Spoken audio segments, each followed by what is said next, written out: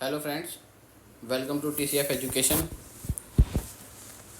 आई hope कि आप लोग अपने एग्ज़ाम की अच्छे से तैयारी कर रहे हैं। और जैसे कि मैंने पिछली वीडियोस में सभी वीडियोस में बताया है कि आप अपनी प्रीवियस ईयर क्वेश्चन पेपर्स की बुक में से टॉपिक वाइज जो आपके क्वेश्चंस पूछे गए हैं, रेलवे ने पिछले सालों में पूछे हैं, उनको आपको प्रैक्टिस करनी है। और हर वैरायटी के मतलब हर टॉपिक के कम से कम 40 से 50 क्वेश्चन आपको तैयार करके रखने हैं। और यकीन मानिए उन्हीं क्वेश्चंस में आपकी लगभग पूछे जाने वाली सारी वैरायटीज़ कवर हो जाएंगी।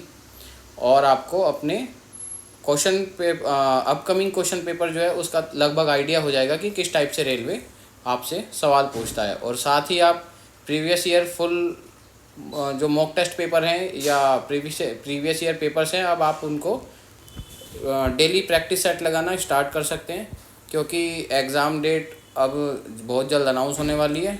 ठीक है ना। तो आप अपना कंटेंट इस तरीके से तैयार करें और ज़्यादा से ज़्यादा प्रैक्टिस करें, क्योंकि रेलवे ने अब जो वैकेंसीज़ हैं इस बार काफ़ी अच्छे अमाउंट में बढ़ा दी हैं। और ये आप सभी के लिए गोल्डन चांस है कि रेलवे एग्ज़ाम को क्रैक करना और loco pilot as a loco pilot, assistant loco pilot railway में सिलेक्ट होना। तो अपनी तैयारी को और अपने आप को पुश कीजिए और all the best for your exam. और शुरू करते हैं हम अपना RRB ALP 2024 सीरीज़ का मैथ्स सेक्शन में से ट्रिग्नोमेट्री का टॉपिक, जिसकी हमने एक वीडियो डाली थी जिसमें हमने केवल उसमें के कंसेप्ट्स के बारे में डिस्कस किया था। आज हम देखेंगे कि रेलवे ने प्रीवियस ईयर पेपर्स में ट्रिग्नोमेट्री में से किस टाइप के क्वेश्चन पूछे हैं। तो उससे आपको ओवरऑल एक अंदाज़ा हो जाएगा कि किस वैरायटी के और किस लेवल के क्वेश्चन ट्रिग्नोमेट्री में से पूछे जाते हैं। ठीक है। तो आज का हमारा टॉपिक रहेगा ट्रिग्नोमेट्री। जो लोग इस वीडियो को जो इसको फर्स्ट टाइम देख रहे हैं उनके लिए सजेशन है कि इसका पार्ट 1 भी देखें, उससे उनको थोड़ा सा बेसिक कंसेप्ट क्लियर हो जाएंगे। ठीक है। तो आज का हमारा टॉपिक रहेगा ट्रिग्नोमेट्री। ठीक है। और इसके क्वेश्चंस, प्रीवियस ईयर क्वेश्चंस। ठीक है। तो देखते हैं इसमें किस टाइप की वैरायटी रेलवे ने पूछी है। चलिए तो स्टार्ट करते हैं। जैसा कि लास्ट वीडियो में मैंने आपको एक टेबल के रूप में समझाया था कि आपको 5 एंगल्स की साइन, कोस और टेंजेंट यानी टेन की वैल्यू याद रखनी है।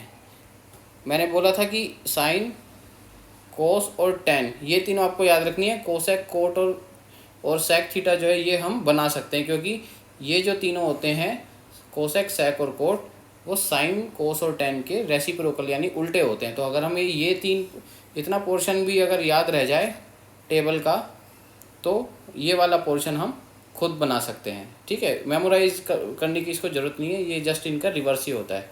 कैसे होता है ये हम देख लेते हैं। ठीक है। और इनसे जुड़े हम क्वेश्चंस करेंगे, जहाँ जहाँ जो जो बेसिक फॉर्मूले लगे हैं उसको भी हम अभी डिस्कस करेंगे। ठीक है। और इसकी जो रिक्वायरमेंट होगी तो इसका एक पार्ट 3 भी वीडियो को हम बना के डालेंगे। ठीक है ना। तो अभी देखते हैं, जैसे कि साइन 0 की वैल्यू 0 है, कॉस 0 की वैल्यू 0 डिग्री के लिए कोस की वैल्यू 1 है, और 0 डिग्री के लिए टेन 0 की वैल्यू 0 है। इसी तरह साइन 30 1/2, कोस 30 √3/2, टेन 30 1/√3। अब देखिए साइन 0 है तो कोसेक कोसेक क्या होता है, साइन का उल्टा। ठीक है। तो 0 का उल्टा क्या होता है, 0/1, सॉरी 1/0। ठीक है ना। 0 का रेसिप्रोकल। तो 1/0 क्या होता है, वो इनफाइनाइट होता है, नॉट डिफाइंड। ठीक है। इसी तरह कोस 1 है तो 1 का उल्टा कॉस का उल्टा सेक होगा इधर, तो 1 का उल्टा तो 1 ही होगा, 1/1। इसी तरह टेन 0 है तो 0 का रेसिप्रोकल क्या होगा, नॉट डिफाइंड। ठीक है। अब मान लीजिए 45 डिग्री वाले में देखते हैं, साइन थीटा अगर 1/√2 है तो कोसेक 1/√2 का उल्टा होगा, √2/1, जिसे √2 भी लिख सकते हैं। सेक थीटा कोस थीटा का उल्टा होगा, तो कोस 45 अगर 1/√2 है तो सेक 45 भी क्या होगा, √2 होगा, यानी √2/1 उसका उल्टा है। ठीक है। तो हमें करना क्या है, हमें साइन, कोस और टेन की वैल्यू याद रखनी है टेबल में इन सभी एंगल्स के लिए, और बाकी की हमें वैल्यू खुद हम बना सकते हैं, मेमोराइज रखने की ज़रूरत नहीं है। ठीक है जी। तो इस टेबल पे बेस्ड और फॉर्मूला बेस्ड हम क्वेश्चन देखते हैं रेलवे ने क्या क्या पूछा है। तो देखिए ट्रिग्नोमेट्री सेक्शन से जो क्वेश्चंस हैं, जैसे सबसे पहले कि if triangle A B C, यानी एक ए बी सी त्रिभुज में is right angled at B, right angled at B का क्या मतलब हुआ कि बी 90 डिग्री का एंगल है इसमें, ठीक है। जैसे वहाँ थीटा लेते हैं तो थीटा की वैल्यू 90 डिग्री है, थीटा और बी सेम है। Then which of the following is true. आप देखो एक ए बी सी एक राइट एंगल है बी पे, तो मैंने यहाँ पे एक फिगर बना रखी है, ए बी सी ट्राइंगल हो गया जिसमें एंगल क्या है राइट एंगल का बी, ठीक है जी। चलिए तो अब ये क्या पूछ रहा है, ए बी बटे, अब इस ट्राइंगल में से अगर मैं साइन की वैल्यू पूछूं तो लास्ट वीडियो में मैंने बताया था साइन की वैल्यू होती है P upon H, perpendicular upon hypotenuse, ठीक है। तो इस फिगर में आपका परपेंडिकुलर क्या है, परपेंडिकुलर है इसमें आपका बी सी, ठीक है। अब इसने देखो राइट एंगल एट बी, ठीक है। तो अब ये बी 90 डिग्री का हो गया, तो हमारा एंगल क्या हुआ सी थीटा, जिसके रिस्पेक्ट में हमें निकालना है, ठीक है। हम सी भी ले सकते हैं और ए भी ले सकते हैं। अब हमें ये देखना है कि इक्वेशन कौन सी ट्रू है। ये कहता है कि साइन सी अगर हम इसे एंगल माने, तो जब हम सी को एंगल मानेंगे तो बेस क्या हो जाएगा बी सी, क्योंकि बेस क्या होता है जिसपे हमारा एंगल और 90 डिग्री वाला एंगल हो, दोनों हो। हमारे यहाँ पे एंगल साइन का सी है ना, इसीलिए। तो इस फिगर में देखेंगे यदि अब इसे बेस अगर माने तो साइन की वैल्यू क्या होती है, परपेंडिकुलर अपॉन हाइपोटेन्यूज, हाइपोटेन्यूज तो ये हो गई एच ए सी, परपेंडिकुलर क्या हुआ ए बी, तो यानी ए बी बटे ए सी, यानी कि ये हो गया P upon H, P upon H, यही तो होता है साइन की वैल्यू। साइन थीटा क्या बताया था, परपेंडिकुलर अपॉन हाइपोटेन्यूज, पिछली वीडियो में मैंने बताया साइन थीटा का फॉर्मूला होता है ये पी अपॉन एच, ठीक है। तो हमारा ए बी बटे ए सी क्या हो गया साइन सी, तो पहला ही ऑप्शन हमारा करेक्ट है। हम और ऑप्शन भी देख लेते हैं, आपको थोड़ा क्लियर हो जाएगा कि मैं कहना क्या चाह रहा हूँ। अब देखो ये कहता है टेन सी, इसी को अगर हम इसी को बेस मानते हुए बी सी को बेस मानते हुए, क्योंकि सी एंगल पूछ रहा है ये, टेन क्या होगा परपेंडिकुलर अपॉन बेस, यानी ए बी बटे बी सी, लेकिन ये उल्टा लिख रहा है बी सी बटे ए बी, टेन सी होगा हमारा ए बी बटे बी सी, ठीक है। बी सी बटे ए सी नहीं होगा, इसलिए ये गलत है। कॉस सी क्या होगा, सेम फिगर के लिए कॉस सी हो जाएगा, कॉस की वैल्यू थी B upon H, base upon hypotenuse, यानी बी सी बटे में ए सी, ठीक है। कॉस सी क्या हो जाएगा बी सी बटे ए सी, बी सी बटे में ए सी, ठीक है। तो ये भी ऑप्शन गलत। सेक सी क्या होता है, वो कॉस का उल्टा होता है, तो वो हो जाएगा ए सी बटे बी सी, ठीक है। तो सेक सी की भी वैल्यू गलत है, तो यानी हमारा ऑप्शन 1 करेक्ट है, ठीक है। तो इस तरीके से हमें बेसिक कंसेप्ट क्लियर हो। क्वेश्चन ये पढ़ने में बड़ा कॉम्प्लिकेटेड लगेगा, लेकिन बहुत इजी क्वेश्चन है और हमारा पहले ही ऑप्शन में इसका आंसर करेक्ट आ रहा है, ठीक है। चलिए अगला क्वेश्चन देखते हैं। अगले क्वेश्चन में ये बोलता है साइन थीटा 1/√2 है, कोस थीटा 1/√2 है, तो कॉट थीटा कितना होगा। अब देखो दो बातें इसमें, अगर हमें 1/√2 और ये पता हो कि साइन और कोस 1/√2 कौन से एंगल पे होते हैं, तो जो मैंने अभी टेबल दिखाई थी, साइन और कोस 1/√2 दोनों 45 डिग्री पे होते हैं, ठीक है जी। तो वो क्या कह रहा है, क्वेश्चन में कोट की वैल्यू पूछी है उसी एंगल के लिए, तो कोट 45 कितना होता है 1, तो वो डायरेक्ट आंसर आ जाएगा, ठीक है, डायरेक्ट आंसर आ जाएगा ना। परंतु अगर आपको टेबल याद ना हो, एक मिनट मुझे टेबल क्लीन कर देता हूँ, तो यहाँ से तो डायरेक्ट टेबल से आंसर आ गया। परंतु अगर आपको साइन थीटा और कोस थीटा दे रखा है, कोट पूछा है, टेबल आपको नहीं क्लियर, तो हमें ये तो क्लियर है कि टेन थीटा की वैल्यू क्या होती है,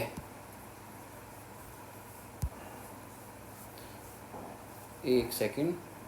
तो देखिए इस क्वेश्चन में हमें ये तो पता है कि भाई कॉट थीटा जो है वो टेन का उल्टा होता है, ये तो पता है।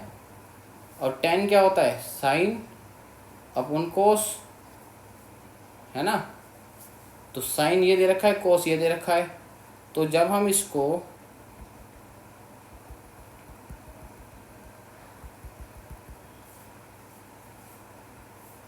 तो जब कॉट थीटा tan का उल्टा होता है, cot is equal to 1/tan होता है, ठीक है। तो ये हमारा कॉट का फॉर्मूला क्या बन गया, कोस बटे साइन, ठीक है जी, क्योंकि ये 1/tan होता है, tan का उल्टा होता है, tan थीटा हमारा होता है साइन बटे कोस, तो कॉट क्या हो गया, कॉट हो गया कोस बटे साइन। तो दोनों को हमने इन दोनों को बटे में करके डिवाइड कर दिया, दोनों सेम है तो आंसर 1 आ गया। अब या तो आप इतनी बड़ी कैलकुलेशन में जाओ, वरना टेबल आपको याद होगी तो आप डायरेक्ट भी लिख सकते हैं। भाई मैंने क्या कहा था कि मैंने कहा था आपको साइन कोस और tan याद रखने हैं, ठीक है जी। तो जब साइन और अब ये तो आपको पता ही ये 45 डिग्री पे होता है, तो tan 45 कितना होता है, tan 45 1 होता है, तो कोट क्या होगा, 1 का उल्टा 1 होगा, डायरेक्ट आंसर आ जाएगा। ये आपको कैलकुलेशन करने की नीड नहीं रहेगी, है ना। तो इसलिए दोनों को हमने दोनों तरीके बताए। एग्ज़ाम में यदि फॉर्मूले याद नहीं रहते हैं तो आप बेसिक कंसेप्ट से भी ट्रिग्नोमेट्री के बहुत आसानी से क्वेश्चन कर सकते हैं, ठीक है। तो डिपेंड करेगा, आप क्वेश्चन को देख के घबराएं नहीं, उसके ठंडे दिमाग से सोचें। अब जैसे अगले क्वेश्चन में साइन थीटा की वैल्यू √5/3 दे दी, कॉस की वैल्यू 1/3 दे दी, बिल्कुल सेम क्वेश्चन है, लेकिन अब ये आपको टेबल में नहीं मिलेगी 5/3 और 1/3।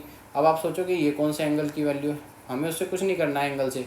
अब ये tan पूछ रहा है, तो tan क्या होता है, हमें ये तो पता है कि tan थीटा साइन बटे में कोस होता है, तो साइन ये रहा, कोस ये रहा, √5/3 अपॉन में 1/3, 3 से 3 कट गया, √5 आंसर आ गया। तो हमें टेबल की इसमें ज़रूरत नहीं पड़ी, हमने जस्ट साइन बटे कोस का फॉर्मूला लगा के क्वेश्चन को सोल्व कर दिया, ठीक है।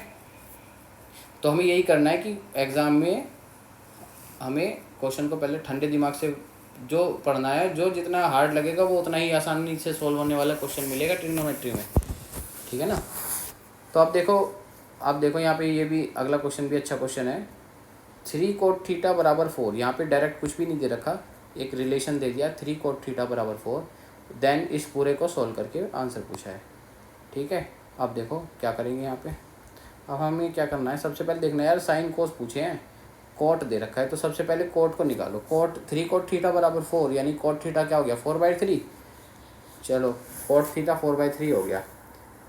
अब यहाँ से दो तरीके निकलेंगे, क्या आपसे साइन और कोस पूछा है ना, या तो आप ट्रायंगल मान लो, ठीक है, ट्रायंगल में इसको थीटा मान ले अगर हम, तो कोट क्या होता है, B/P होता है, बेस बटे परपेंडिकुलर। पहली वीडियो में मैंने बताया था कोट B/P होता है 4/3, तो यानी बेस 4 हो गया और परपेंडिकुलर 3 हो गया। तो हाइपोटेन्यूज निकाल लो, √3 का स्क्वायर प्लस 4 का स्क्वायर। कैसे निकला ये, पाइथागोरस लगा के।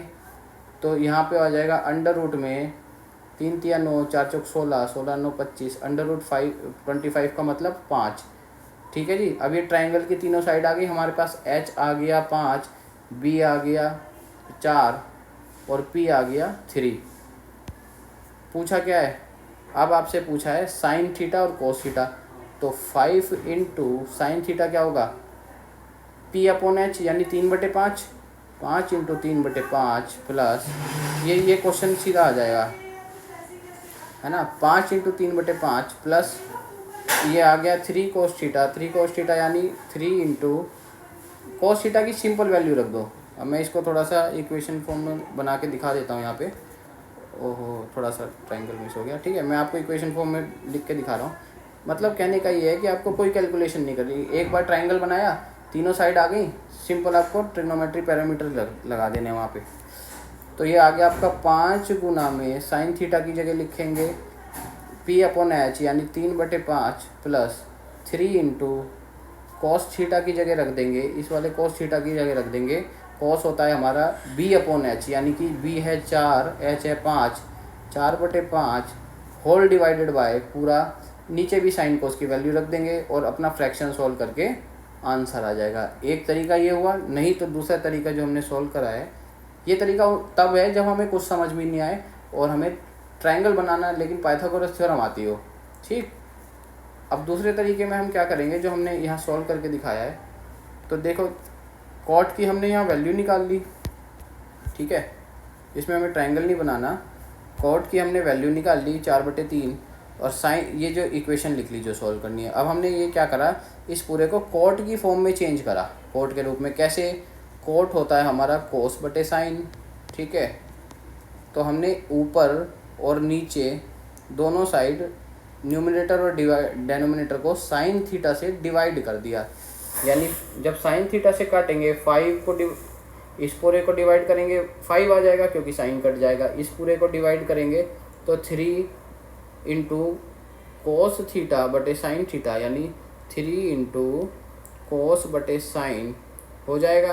अब कोस बटे साइन क्या होता है, कोट थीटा। तो साइन थीटा को ऊपर वालों से और नीचे वालों से डिवाइड कर दिया और नीचे, तो फिर ये इक्वेशन हमारी कैसे बन गई, ये बन गई हमारी 5 + 3 कोट थीटा, 5 - 3 कोट थीटा। और कोट थीटा की वैल्यू क्वेश्चन में आपको दे रखी है 4/3। तो जस्ट यहाँ सिंपल वैल्यू पुट करी और हमारा आंसर आ गया। अब चाहो तो आप ट्रायंगल वाले मेथड से कर लो, चाहो तो आप इस मेथड से कर लो, वो आपकी इच्छा है, ठीक है। और दोनों मेथड अच्छे हैं, और एक कंसेप्चुअल मेथड है, एक थोड़ा सा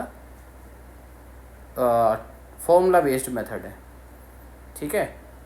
तो आप देखो इसके बाद क्या करना है। अगला क्वेश्चन जो है क्वेश्चन नंबर 5, इसमें पूछा है sin 30 इंटू cos 45 अपॉन में tan 60।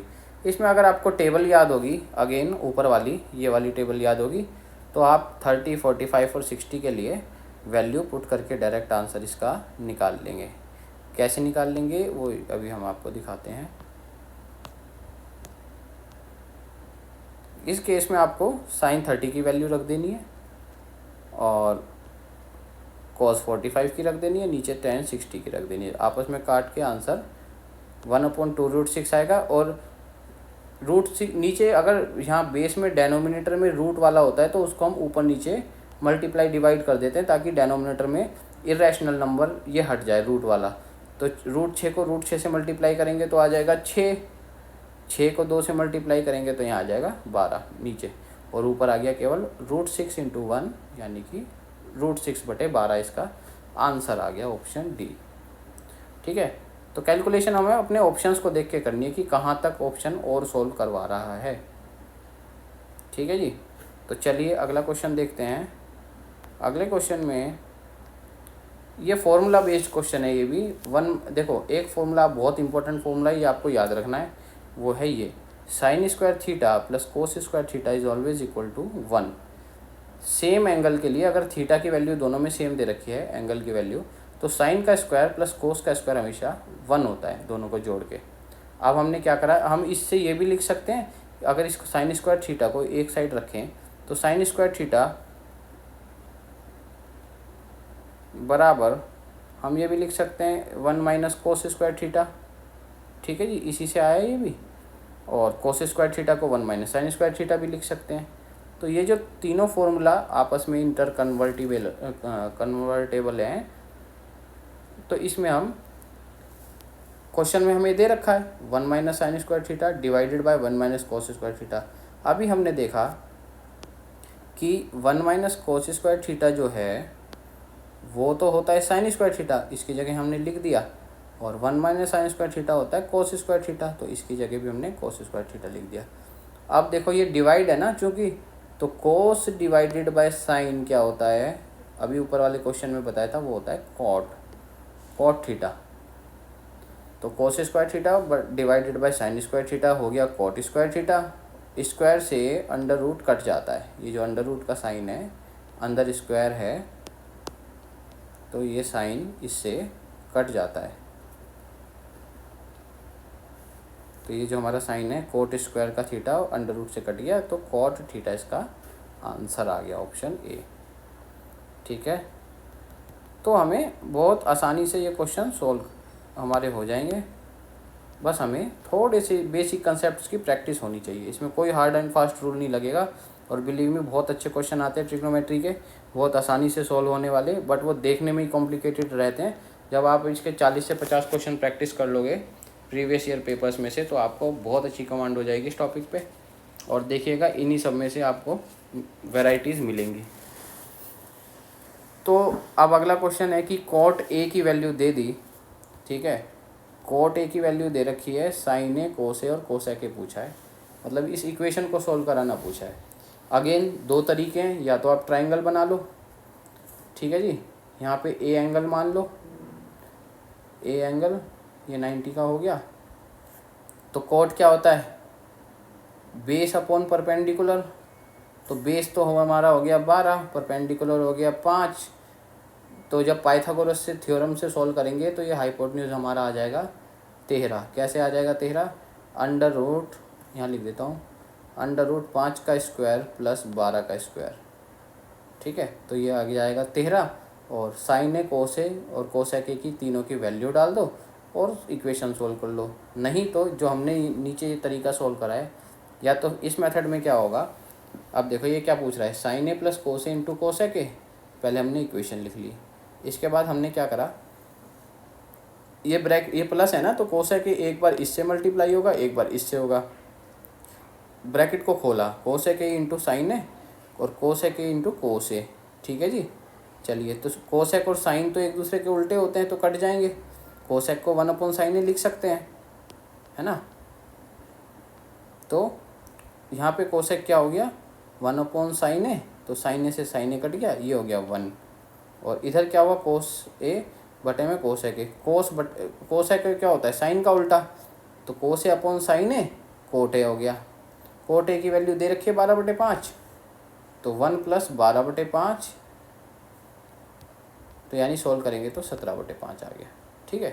तो या तो आप इस फॉर्मूला वाले से कर लीजिए, या तो ट्राइंगल वाले मेथड से, दोनों मेथड इजी है, बस आपको अप्लाई करना आना चाहिए, ठीक।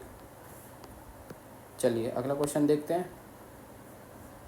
वेरी इजी टॉपिक है ट्रिग्नोमेट्री, बट लेंथी है, तो प्रैक्टिस आपको इसको अच्छे से करनी है।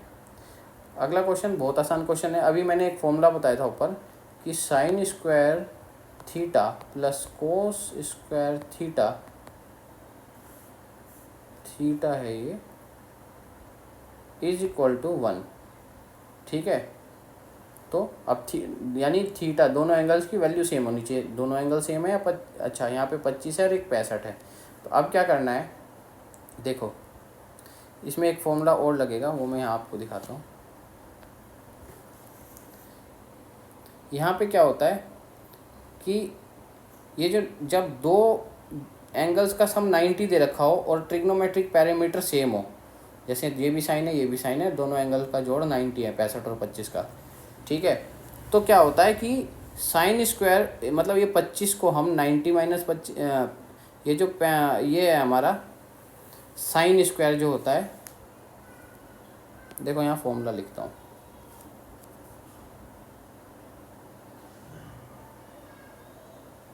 फॉर्मूला ये होता है हमारा sine square 90 minus theta is equal to cos square theta, ठीक है।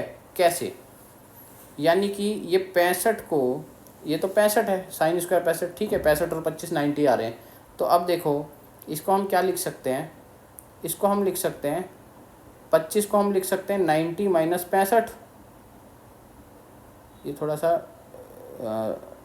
वो हो गया है, 65 है ये एक्चुअली, 25 को हम 90 माइनस 65 लिख सकते हैं ना, ये 25 गलत, मतलब राइट हो गया, यहाँ पे गलत लिखा गया है। तो खैर साइन स्क्वायर 90 माइनस 65 लिख सकते हैं 25 को, हाँ लिख सकते हैं भाई, 25 इज इक्वल टू 90 माइनस 65। चलो, तो sine square 90 minus theta is equal to होता है कोस स्क्वायर थीटा। तो साइन स्क्वायर 90 माइनस 65 होता है कोस स्क्वायर 65। तो हमने कुछ नहीं करा, साइन को कोस में बदल दिया यहाँ, और sign square theta plus cos square theta 1 होता है, ये पिछले क्वेश्चन में पढ़ा है। क्या पढ़ा है कि sine square theta plus cos square theta is equal to 1। अब देखो दोनों एंगल सेम हो गए, sine square plus cos square की वैल्यू 1 होती है, ठीक है जी। ये मैंने यहाँ लिखा हुआ अभी फॉर्मूला क्या लगाया है, तो हमारा आंसर क्या आ गया, 1 आ गया। और एक चीज़ मैं आपको और बता दूं, ट्रिग्नोमेट्री के क्वेश्चंस में जब आप बहुत ज़्यादा कंफ्यूज हो जाओ, कुछ सॉल्यूशन ना मिल रहा हो, तो ट्रिग्नोमेट्री क्वेश्चंस के जो अधिकतर सॉल्यूशन होते हैं वो या तो 0 डिग्री होते हैं या 1 होता है। 0 आंसर होता है, कहने का मतलब है या तो 0 आंसर होता है या 1 होता है।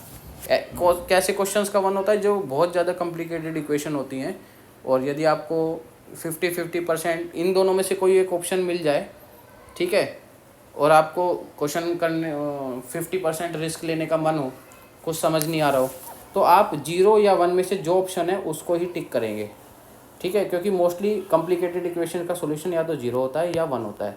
और कुछ बेसिक ट्रिक्स याद रखनी है। एंगल्स का सम जहाँ पे 90 हो रहा हो इनको छोड़ दो, कुछ भी पैरामीटर हो, जहाँ एंगल्स का सम 90 हो रहा हो वहाँ पे भी मोस्टली आंसर 1 होता है, ठीक है ना। तो ये कुछ बेसिक बातें हैं, ठीक है ना। तो आपको जो प्रैक्टिस के दौरान और क्वेश्चन पेपर अटेम्प्ट करते समय याद रखनी है। और 100% ट्रिग्नोमेट्री में से क्वेश्चन आने हैं, क्योंकि railway trigonometry mostly trigonometry topic में से हर एग्ज़ाम में क्वेश्चन पूछे जाते हैं, ठीक है। अब देखो, अभी मैंने जो बताया था वही है कि जहाँ पे एंगल्स का सम 90 हो रहा हो इनको भूल जाओ, ये कुछ भी हो, तो वहाँ अधिकतर आंसर मैंने भी बोला था भाई, प्लस वाले में 1 बताया था मैंने, क्या कहा था अभी 0 या 1 होता है ट्रिग्नोमेट्री में के क्वेश्चंस में अधिकतर आंसर। अब हमें ये भूल जाओ कि cos 70 साइन क्या कुछ भी दे रखा है। ये देखो कि एंगल्स का सम 90 है, तो जब प्लस होता है वहाँ अधिकतर आंसर 1 होता है, और जहाँ माइनस होता है बीच में या कहीं भी तो वहाँ अधिकतर आंसर 0 होता है, ठीक है ना। लेकिन अब हम इसे सोल्व करके भी देखेंगे। ये तो एक ट्रिक्स वाली बात हो गई, जब कुछ भी समझ ना आ रहा हो तब ये हमें कंसेप्ट अप्लाई करना है। लेकिन हमें इसके भरोसे नहीं रहना है कभी, आप हर चीज़ में यही देखते रहो, हमें क्वेश्चन सोल्व करना भी आना चाहिए, ठीक है। ये इमरजेंसी के लिए मेथड है 0 और 1 वाला। अब देखो जी, सोल्व कैसे करना है। cos 72 माइनस साइन 18 दे रखा है, ठीक है, ठीक है, cos 72 माइनस साइन 18 दे रखा है। फॉर्मूला भी ऊपर बताया था मैंने, वो स्क्वायर में बताया था, और सिंपल रेशो में भी वही होता है, साइन 90 माइनस थीटा बराबर कोस थीटा होता है। तो या तो कोस को साइन में बदल लो या साइन को कोस में बदल लो। अब हमने यहाँ क्या करा, साइन 18 को साइन 90 माइनस 72 लिख दिया। ये टाइपिंग राइटिंग मिस्टेक है यहाँ पे भी, क्योंकि जब क्वेश्चन पेपर में से बुक में से यहाँ क्वेश्चन लिखते हैं तो कई बार एज इट इज़ लिख दिए जाते हैं। क्वेश्चन पेपर की जो बुक है उसमें भी मिस प्रिंट है, तो वो यहाँ प्रिंटिंग एरर है कि 18 को हम 90 माइनस 72 लिख सकते हैं, हाँ लिख सकते हैं। और अभी क्या बताया, sine 90 minus theta cos theta होता है, तो साइन 90 माइनस 72 कोस 72 हो गया, और आगे कोस 72 दे ही रखा है, तो cos 72 minus cos 72 is equal to 0। Same चीज़ें तो कट जाएंगी, ठीक है ना। तो हमारा आंसर इस तरीके से 0 डिग्री आएगा, ठीक है। अब देखो जी, अब जो लास्ट क्वेश्चन है ये भी रेलवे द्वारा पूछा गया है। अब देखो इसमें क्या पूछा गया है, ये भी अच्छा क्वेश्चन है। अब ये कहता है कि the maximum value of sine theta plus cos theta is 1। तो maximum value sine theta plus cos theta की क्या होगी, 1 होगी या √2 होगी या 2 होगी या 2√2 होगी। अब इसका हमें, अब जो कि क्वेश्चन का ऐसे आइडिया नहीं लिख रहा कि साइन दे रखा है प्लस कोस दे रखा है, ठीक है।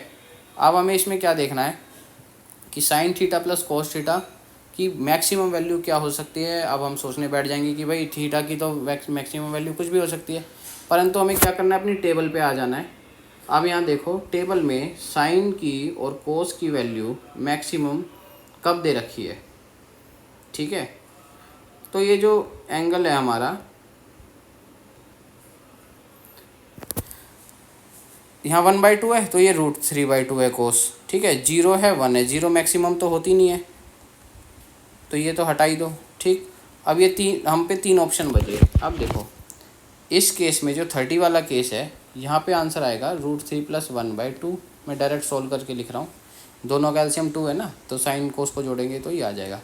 चलो इसमें क्या आएगा, 1/√2 + 1/√2, ठीक है। थोड़ा सा ठीक करके लिख देता हूँ, 1/√2 + 1/√2, ठीक है जी। तो क्या आ जाएगा ये, जब हम इसे सॉल्व करेंगे तो ये आ जाएगा 2/√2, इसको यहाँ लिख लेते हैं। ये आ जाएगा हमारा 2/√2, ठीक है ना।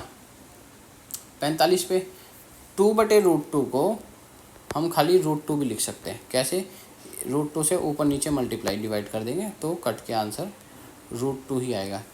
चलो अगला भी √3 + 1/2 आ जाएगा। ये क्योंकि ये तो दोनों सेम ही है, ये भी यही आएगा 60 डिग्री पे। तो हमें कंपैरिजन किस किस के बीच में करना है? केवल दो वैल्यूज़ के बीच में कंपेयर करना है, क्योंकि 0 वाली तो कटी गई। एक तो √2 बड़ा है या फिर √3 + 1/2 बड़ा है, ठीक है। तो जब हम इसको सोल्व करेंगे हमें पता है ओवरऑल क्या वैल्यू, किसकी वैल्यू ज़्यादा आएगी। जब ये 2 से डिवाइड, ये देखने में तो ये बड़ा लग रहा है, लेकिन ये सॉल्व करके इसकी वैल्यू √2 से हमेशा कम आएगी। और वो मैक्सिमम पूछ रहा है, तो इन दोनों में से बड़ा किस पे हुआ? 45 डिग्री पे बड़ा हुआ है ना। यही तो था 45 डिग्री पे इन दोनों को जोड़ करके आया √2।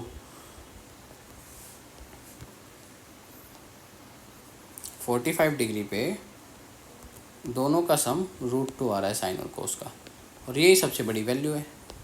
तो हमारा आंसर क्या हो जाएगा? क्वेश्चन का ऑप्शन क्या है हमारा? √2, ठीक है। और अगर वैसे नहीं समझ में आ रहा हो तो हम पे दो ही वैल्यू आई थी, √3 + 1/2, तो हमारे ऑप्शन में ही नहीं है कहीं, तो ये वैसे ही गलत हो गया, सही है ना। तो हमारा 45 डिग्री पे मैक्सिमम वैल्यू होती है, जिस दोनों के ऐड करके जिसका वैल्यू √2 आता है। तो आज जो हमने क्वेश्चंस की वैरायटी देखी है, ये सब सारी वैरायटी रेलवे के प्रीवियस ईयर क्वेश्चन पेपर्स में से ले रखी है, और इस तरह आपको अंदाज़ा हो जाएगा कि रेलवे अपने ट्रिग्नोमेट्री क्वेश्चन सेक्शन में से किस टाइप के क्वेश्चंस पूछता है। तो इसी तरह आपको ट्रिग्नोमेट्री सेक्शन से अब जो है क्वेश्चंस प्रैक्टिस करने हैं, ठीक है। और ज़्यादा से ज़्यादा इसके मतलब नंबर ऑफ़ क्वेश्चंस अटैम्प्ट करने हैं, अपने प्रैक्टिस बुक में प्रिपेयर करने हैं प्रीवियस ईयर क्वेश्चन पेपर में से, ठीक है।